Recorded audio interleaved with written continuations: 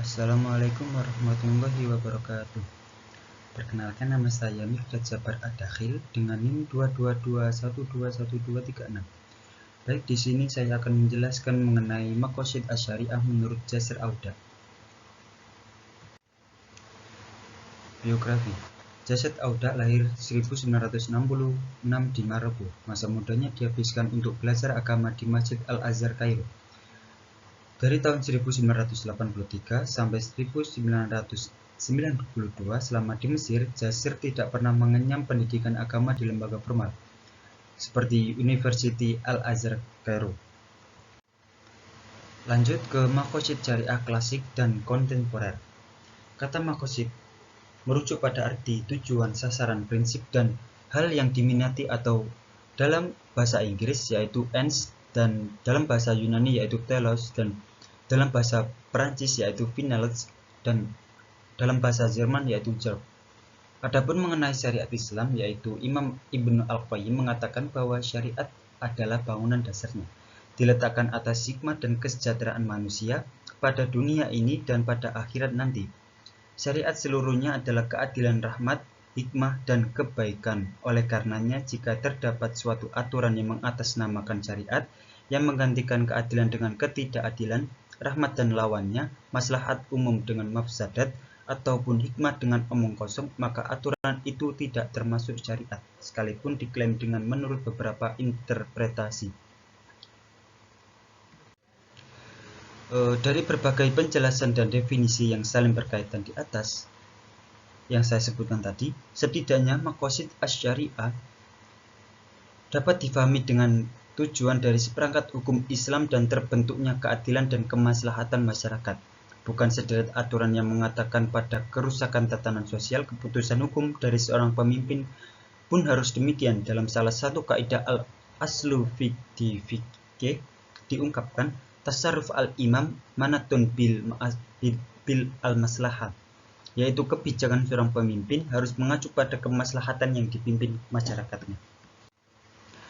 Kemudian ke konsep maqasid syariah, yang sudah tertera bisa dilihat. Maqasid asy-syariah al-islamiyah berdasarkan tingkat kedaruratannya, turun ke daruriyat kebutuhan pokok, hajiyat kebutuhan, tahsiniyat kebaikan.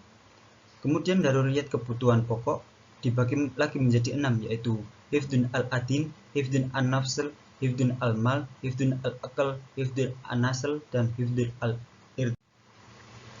Penjelasan mengenai konsep dasar maqasid syariah sendiri, yaitu kajian hukum Islam klasik menyebutkan bahwa maqasid dikelompokkan menjadi 3, yaitu ad-daruriyat, al-hajiyat, dan at-tahsiniyat. Yaitu daruriyat dibagi lagi ke dalam hifdun ad-din, hifdun nafs, hifdun al-mal, hifdun al-aqal, hifdun nasl, dan hifdun al-rid. Lanjut ke analisis sistem. Definisi umum sistem adalah serangkaian interaksi unit-unit atau elemen-elemen yang membentuk sebuah keseluruhan terintegrasi yang dirancang untuk melaksanakan berbagai fungsi. Teori sistem mengajukan jalan tengah antara dua pandangan di atas melalui usulan kolerasi sebagai watak relasi antar konsepsi manusia, dalam hal ini sistem dan dunia. Menurut teori sistem, kognisi mental kita terhadap dunia luar berhubungan kolerasi dengan apa yang ada di sana. Sebuah sistem tidak harus identik dengan benda-benda yang ada di dunia nyata, melainkan sistem adalah sebuah cara mengorganisasi pikiran kita tentang dunia nyata. Lanjut ke teori fitur sistem. Jasir Auda pernah menyajikan najwa, sistem yang efisien harus memelihara fitur orientasi berdasarkan tujuan, keterbukaan, dan kerjasama antar subsistem, struktur hierarki, dan keseimbangan antar dekomposisi dan integrasi. Dan Jasir Auda juga pernah mengidentifikasi sejumlah fitur heuristik sistem dalam ringkasannya, yaitu yang pertama adalah karakter holisme, karakteristik kemenyeluruhan yang tidak mungkin dideteksi melalui analisis. Yang kedua yaitu memiliki tujuan. Yang ketiga yaitu saling mempengaruhi dan saling bergantung. Dan yang keempat yaitu masuk dan keluarkan.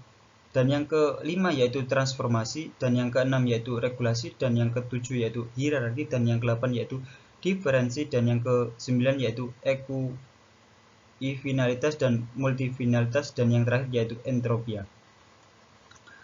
Lanjut ke fitur sistem dalam penerapan usul fiqh dalam pemikiran Jasir Auda.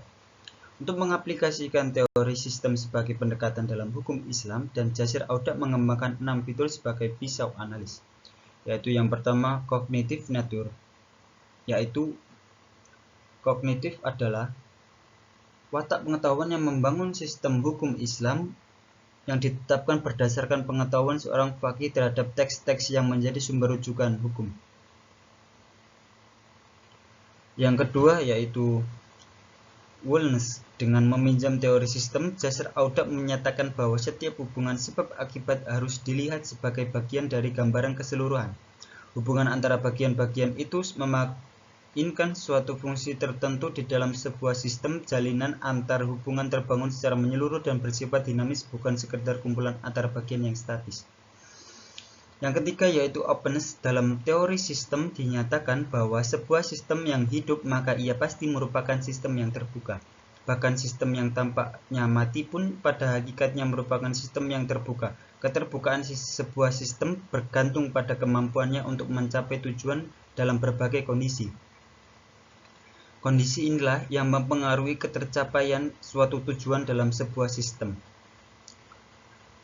Yang keempat yaitu interlet, yaitu ciri sistem yang memiliki struktur hierarki, di mana sebuah sistem terbangun dan subsistem yang lebih kecil di bawahnya. Hubungan interrelasi menentukan tujuan dan fungsi yang ingin dicapai. Usaha untuk membagi sistem keseluruhan yang utuh menjadi bagian yang kecil merupakan proses pemilihan antara perbedaan dan persamaan di antara sekian banyak bagian-bagian yang ada. Kemudian yang kelima yaitu multidimensionality. Sebuah sistem bukanlah sesuatu yang tunggal, tetapi ia berdiri dari beberapa bagian yang selain terkait antara satu dengan lainnya. Di dalam sistem terdapat struktur yang koheren. Karena sebuah sistem terdiri dari bagian-bagian yang cukup kompleks, maka ia memiliki spektrum dimensi yang tidak tunggal. Hukum Islam dapat dianalogikan seperti sistem. Hukum Islam adalah sebuah sistem yang memiliki berbagai dimensi. Yang keenam yaitu purposefulness. Setiap sistem memiliki output. Output inilah yang disebut dengan tujuan yang dihasilkan dari jaringan sistem. Dalam teori sistem, tujuan dibedakan menjadi goal, tujuan, dan purpose, maksud.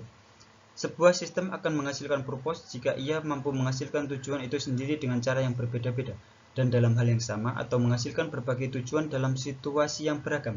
Sementara sebuah sistem akan menghasilkan goal jika ia hanya berada di dalam situasi yang konstan dan lebih bersifat mekanistik. Ia hanya dapat melahirkan suatu tujuan saja. Dalam konteks ini, maqasid berada dalam pengertian purpose. Al-ghayah maqasid asy-syariah tidak bersifat monolit dan mekanistik, tetapi bisa beragam sesuai dengan situasi dan kondisi.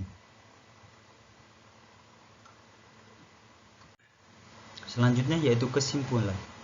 Khazanah keilmuan fikih lama tidak lagi memadai untuk menjawab berbagai persoalan kontemporer yang kompleks akibat perubahan konteks ruang, waktu, budaya, dan ilmu pengetahuan kontemporer. Meskipun ada upaya dari pemikiran neo-tradisionalis yang menjadikan fikih muqarron, perbandingan antar mazhab, sebagai alternatif solusi, tetapi masih muncul sejumlah keputusan hukum yang terasa dipaksa dan kadaluarsa, sehingga posisinya tidak lagi menyelesaikan, tetapi justru menambah masalah. Itulah mengapa upaya reformasi terhadap pemahaman dan penafsiran ajaran Islam seharusnya tidak ditunjukkan pada hukum Islam atau fikih, melainkan ditunjukkan langsung pada filsafat hukum Islam atau usul al-fikih yang merupakan produsen hukum-hukum fikih.